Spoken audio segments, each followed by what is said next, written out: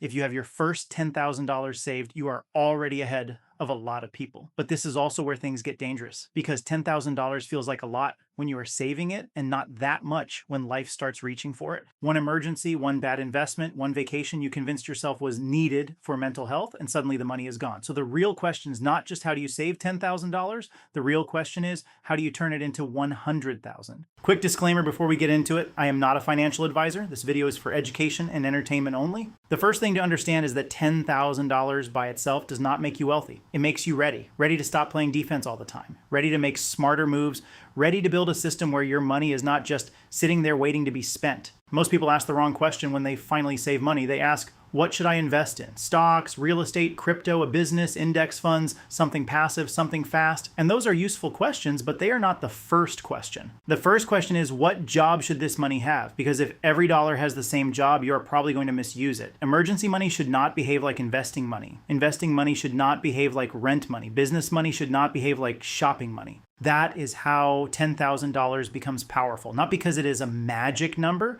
but because it gives you enough room to separate your money into different jobs: protection, growth, income, and opportunity. Those four jobs are what can take you from $10,000 to $100,000. The first job is protection. This is the boring part, but it is also the part that keeps you from getting sent back to zero. Before you try to grow all of your money, you need enough cash set aside to handle life without immediately reaching for a credit card. Cash is not exciting. Cash does not make you look smart at dinner. Cash will not give you a screenshot that makes people jealous, but cash gives you time, and time is one of the most underrated financial assets you can have. If your car breaks, your job gets weird, or an unexpected bill shows up, cash keeps that problem from becoming debt. And debt, especially high interest debt, is one of the fastest ways to slow down your path to $100,000. This is why the second move is cleaning up expensive debt. If you are paying 20% interest on a credit card, that debt is not just sitting there. It is actively working against your future. It is eating money before that money ever gets a chance to grow. Not all debt is the same. A mortgage is different from a maxed out credit card. A low interest student loan is different from payday debt. But if the debt is expensive, stressful, and growing faster than your money, it deserves attention before you start chasing investment returns. Once you have protection and the worst debt is handled, the next job is growth. This is where most people think investing begins. But investing is not just about picking something that might go up. Investing is about owning assets that can increase in value, pay income, or both. For most people, the simplest version of that is broad market investing. Index funds, mutual funds, and ETFs are popular because they let you own pieces of many companies without betting everything on one stock. It is not exciting, but that is part of the point. The goal is not to find the one perfect stock that turns 10,000 into 100,000 by next Thursday. The goal is to get money into assets, keep adding to them, and let time and compounding do work that your checking account cannot do. Compounding feels slow in the beginning because the numbers are small. A 10% return on $10,000 is $1,000. That is nice, but it does not feel life-changing. But a 10% return on $100,000 is $10,000. Same percentage, different weight. That is why the first 100,000 matters. It is not magic. It is the point where your financial base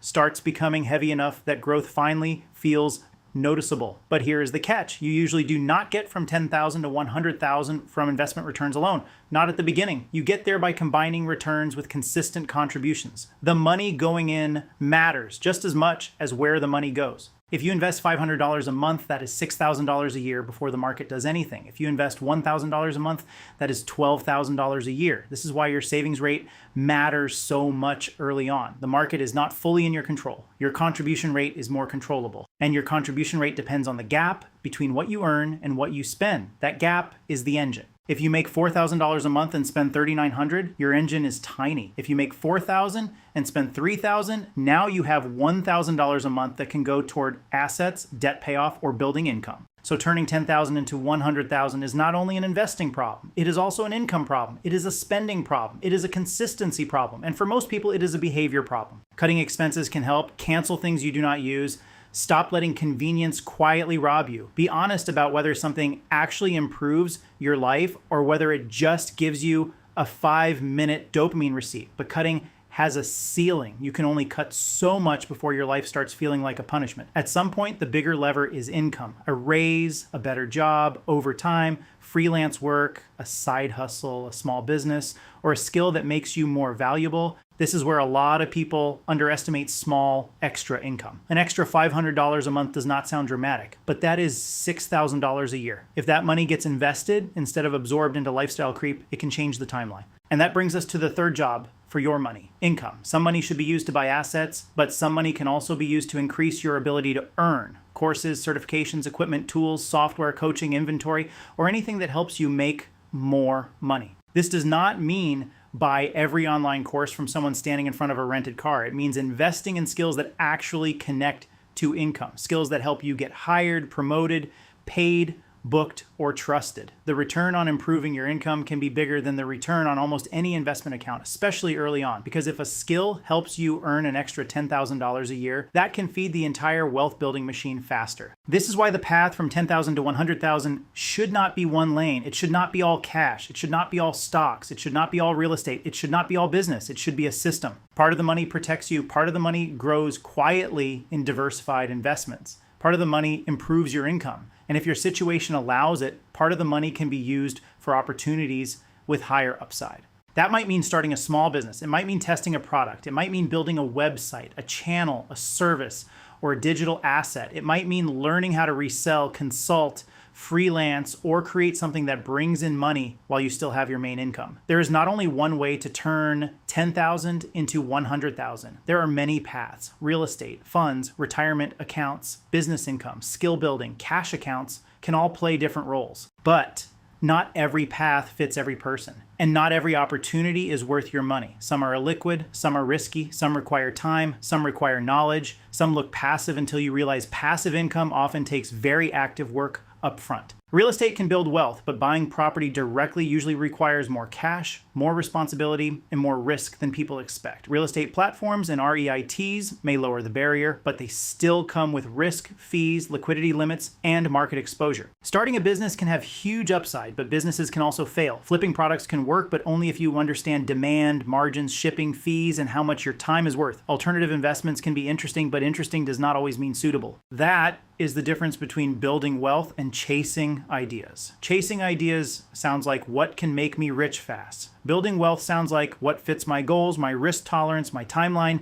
and my ability to actually follow through. Because the best investment on paper is useless if you panic out of it, ignore it, misunderstand it, or need the money back before the investment has time to work. The right strategy is not just about returns. It is about whether you can stay with it. So if I had $10,000 and wanted to turn it into $100,000, I would not try to make one heroic move. I would build a plan around the money. First, protect part of it. Second, eliminate the debt that is clearly dragging me backward. Third, automate investing into diversified assets. Fourth, increase the amount going in by growing the gap between income and spending. Fifth, use some money to improve earning power. And sixth, only take higher risk opportunities after the foundation is already stable. That last part matters. Higher risk should come after stability, not before it. If you gamble your entire $10,000 on one idea, you might get lucky, but you might also lose the base that took you months or years to build. The goal is not to be aggressive for the sake of being aggressive. The goal is to be intelligent. You want enough safety to stay in the game, enough growth to beat inflation over time, enough income to keep adding money, and enough patience to let the system work. And patience is important because turning 10,000 into 100,000 usually does not happen overnight. It can take years. The timeline depends on how much you contribute, what you invest in, your returns, your risk, your income, and how often you interrupt the process. That is the part nobody wants to hear. The money is not only made in the investment account, it is made every month you keep adding. Every time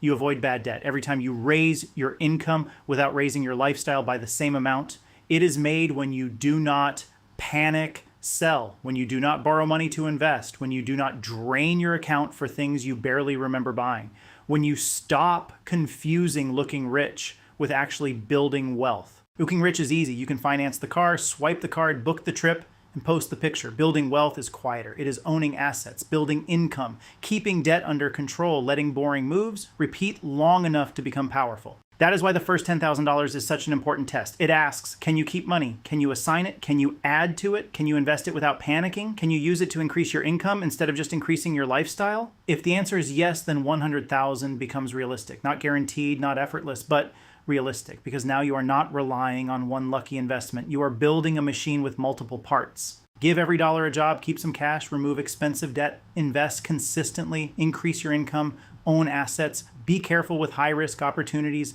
and repeat the process long enough for the numbers to matter. So do not treat your first 10,000 like the finish line. Treat it like the first serious tool you have. Protect it, use it, grow around it, and do not let it become another pile of money that passed through your life with nothing to show for it. If you want the next video, I will break down the difference between people who look rich and people who are actually building wealth, because those are usually not the same person.